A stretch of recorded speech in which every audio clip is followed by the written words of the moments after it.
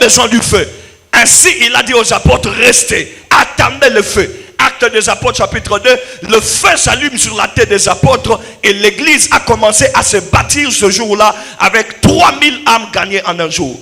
Pourquoi? Parce que l'objectif de ce feu allumé, c'était pour bâtir quelque chose. Dieu n'allume pas le feu en vain. Soit c'est pour bâtir, soit c'est pour approuver, soit c'est pour guider. Le feu est un élément de direction. Dans Exode 13, le feu était en train de servir à ce que le peuple soit guidé dans l'obscurité. Si tu es de la catégorie du feu, sache-le que tu auras des gens derrière toi. Parce que le feu est toujours devant. Et quand c'est dans le cas de la guidance, le feu est devant et les autres sont derrière. Et quand tu es devant, ça veut dire que tu dois faire attention. Parce que ton erreur sera l'erreur de tout le monde. Quand tu vas à gauche, tout le monde va à gauche.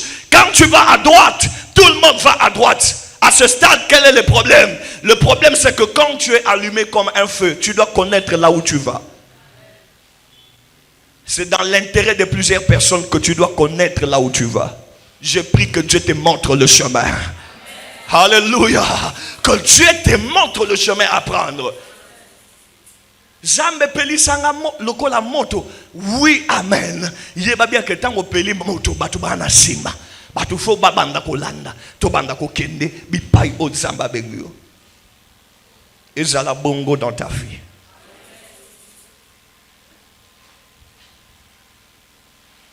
Alléluia. Nous devons comprendre les saisons. Nous devons comprendre les saisons. Je répète que nous devons comprendre quoi? Les saisons. Si Dieu te fait briller, Dieu t'allume, ça veut dire que tu es dans une saison où tu joues un rôle très important. Après tous les dons que Dieu te donne, si tu n'as pas la révélation de ta saison et de ta mission dans un temps, tu as perdu ta fonction. Ce que j'aime, c'est que chaque saison a ce caractéristique. Dans le caractéristique de saison après saison, l'Éternel Dieu permet à une personne d'apprécier chaque valeur. Pendant qu'il fait jour, la nuée couvrait les peuples, guidés en même temps en train de couvrir, afin que les rayons du soleil ne frappent pas le peuple et ne les accablent pas.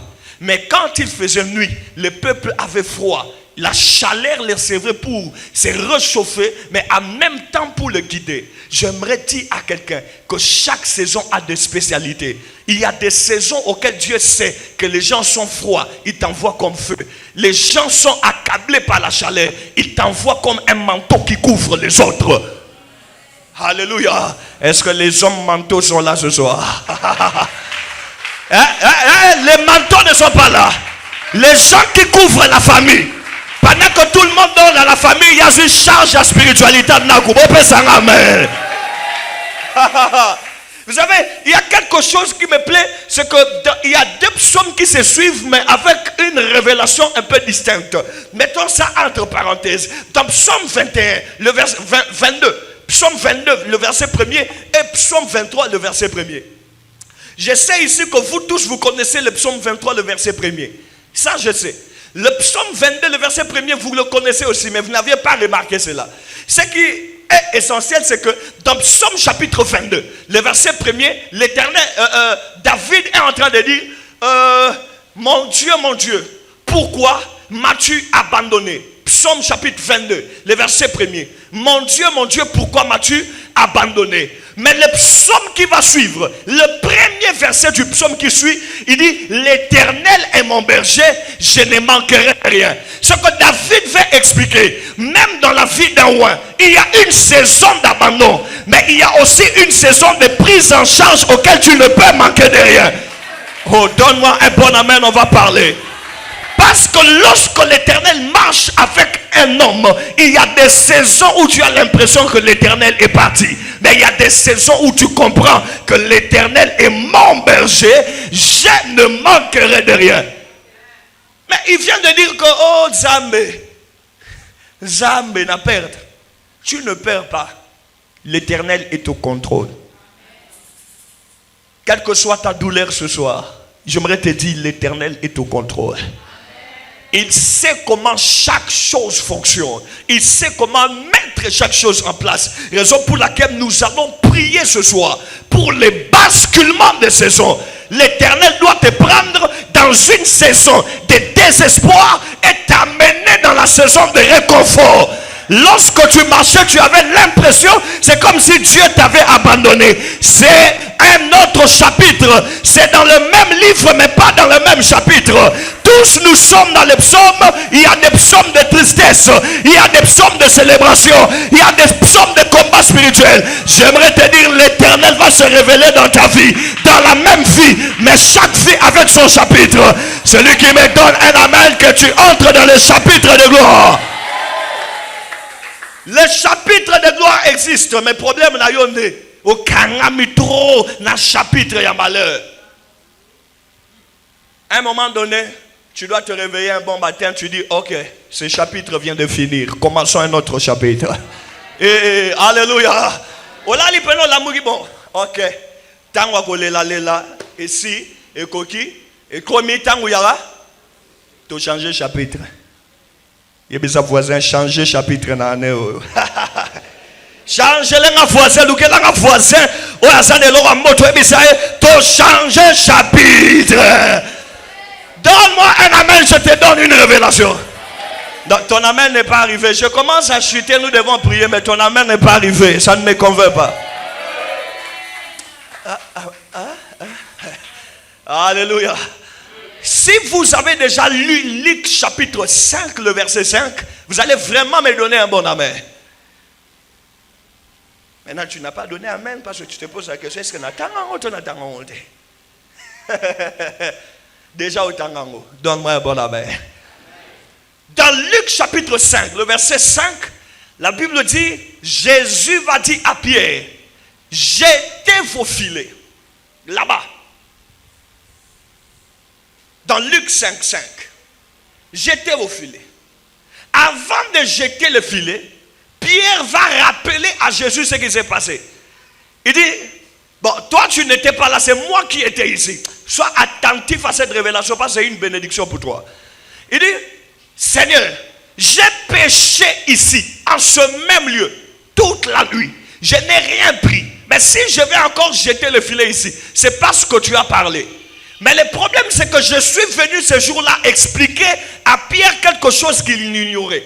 La première chose, il ignorait que celui qui lui a dit de jeter le filet était la parole qui avait tout créé.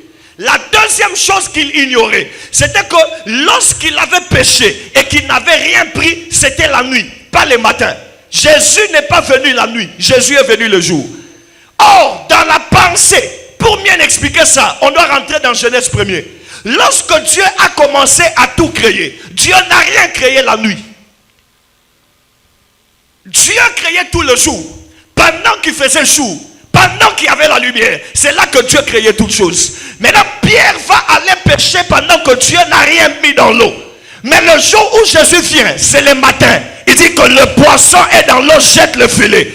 Pendant que Pierre est en train de faire débat, le poisson sont en train de remplir les eaux pour lui dire, de la même manière qu'on a respecté la voix du maître dans Genèse 1er, nous respectons la voix ici dans Luc 5.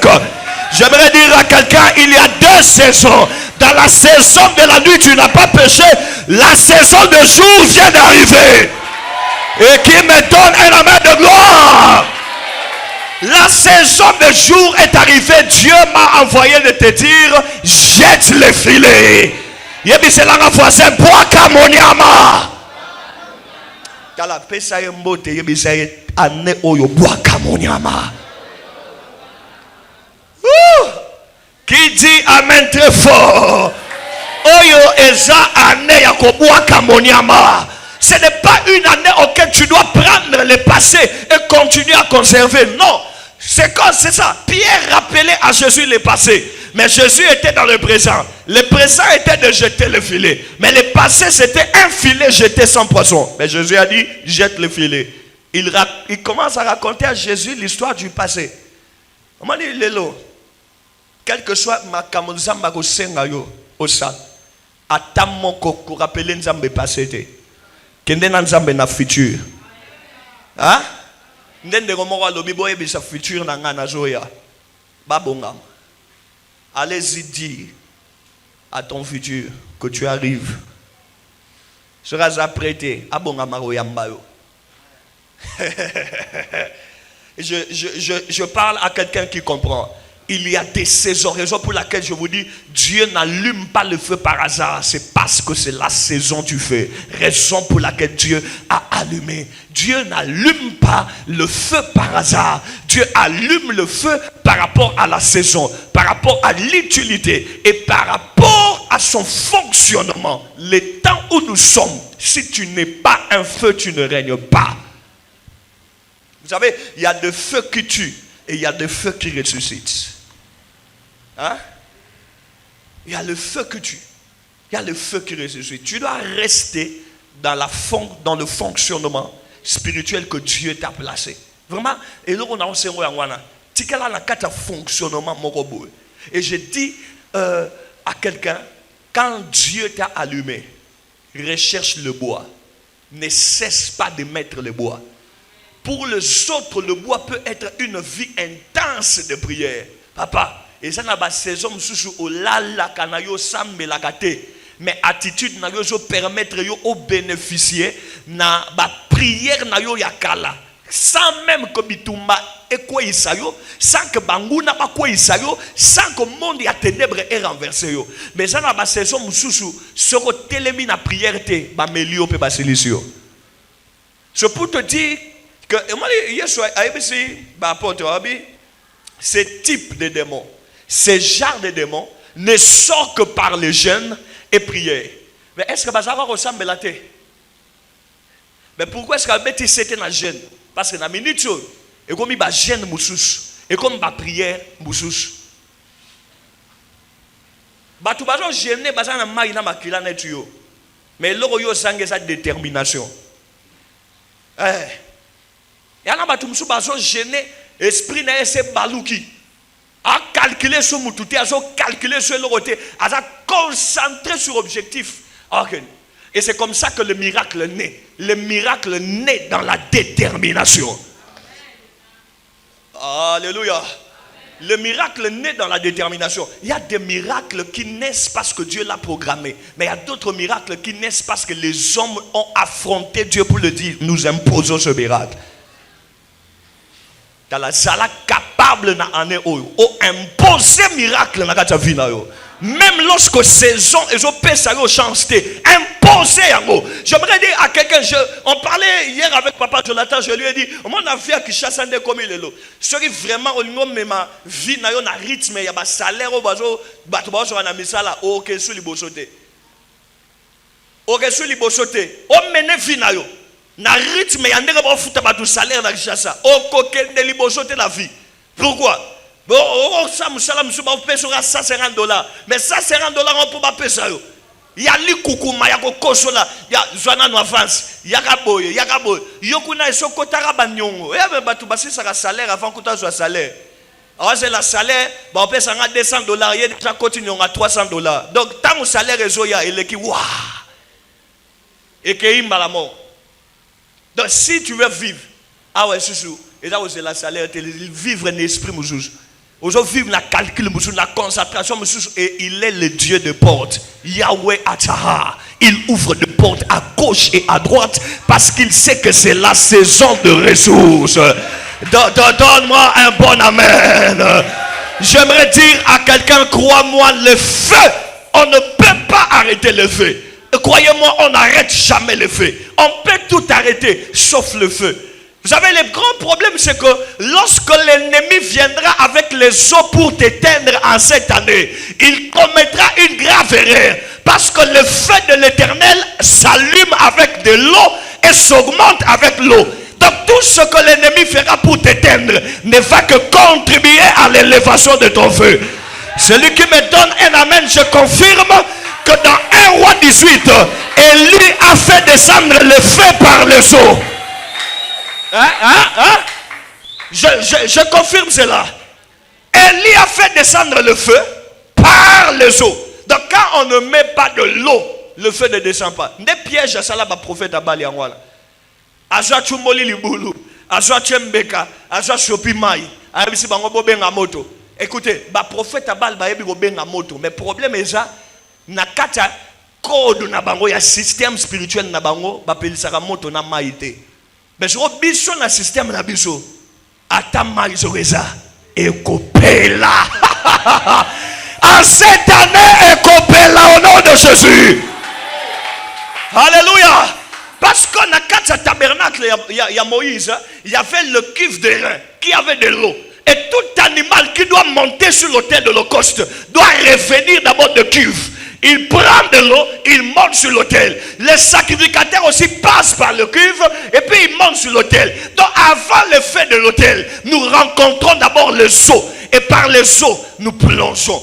Et si nous croyons que les eaux c'est la parole de Dieu, alors crois-moi, tout ce qui se fera par l'eau contribuera à ton évolution.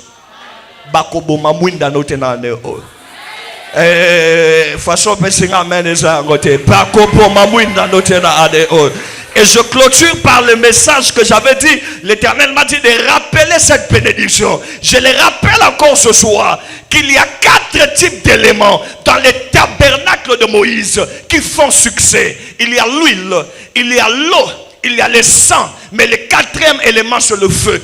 L'eau est apportée par l'homme, l'huile est apportée par l'homme, le sang est apporté par l'homme, mais le feu qui apparaît dans Lévitique chapitre 6, le feu qui apparaît dans les tabernacles de Moïse n'est pas venu par les hommes. C'est le feu qui sort de la présence de Dieu et qui monte sur l'autel.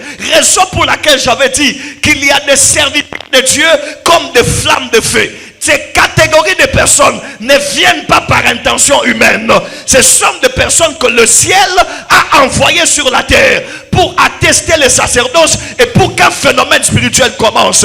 Crois-moi, en cette soirée, tu es celui que Dieu a envoyé pour que quelque chose commence.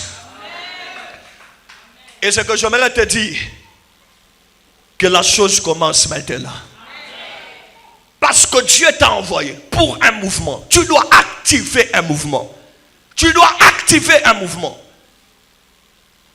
S'il faut prier, prie jusqu'à ce que ça va se faire. Au lieu de laisser sans que rien ne se fasse. Hein?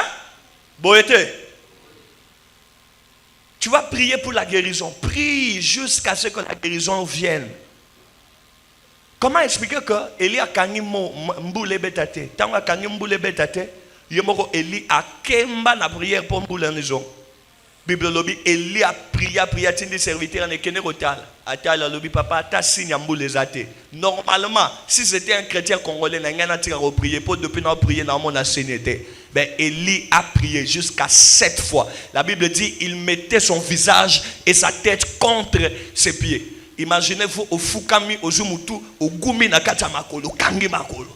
Yatana Makabalasa. Seigneur, les lombou les bêta. Assez ici, première prière. Bakota la boba, bili kolo esa net. Apparemment, na zomo na boata après les lombou les bêta. Eli, azongeli deuxième prière, troisième, quatrième, cinquième prière. Écoutez, la prière, si tu n'as pas la persévérance, c'est fini pour toi. Dans la vie de prière, si tu n'as pas la persévérance, tika, au monde est le roté.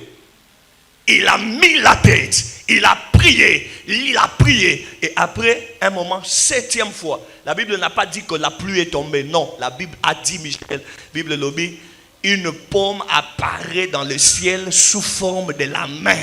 Élie a dit, préparez-vous, car il se fera un bruit qui annonce la pluie. Un homme spirituel n'attend pas la pluie pour croire. Le premier signe, c'est le point de départ. Hein? Quel est le signe que Dieu t'a fait en tant qu'un enfant de Dieu qui commence 2026? Quel est le premier signe que Dieu t'a donné? C'est dans un rêve? C'est dans un songe?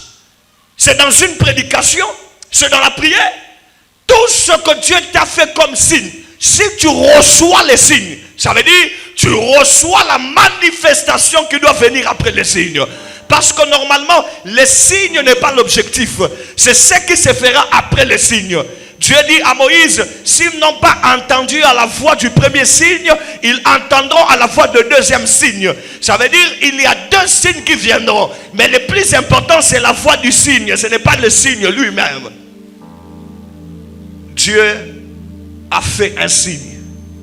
Et le signe que Dieu a fait, c'est un code de l'Éternel. Ça veut dire on peut y aller. Ça veut dire tu peux plonger. Tu peux avancer. Tu peux mettre le pied dans le seau. Tu peux avancer. Quand tu connais celui qui te dirige, tu n'as pas peur de ce qui se trame tout autour de toi. Qui te conduit? Qui te conduit? Moïse a entendu Dieu par le feu. Moïse a vu la direction divine par le feu. Moïse a marché avec le feu. J'aimerais dire à quelqu'un ce soir que Dieu mette le feu de la direction devant toi.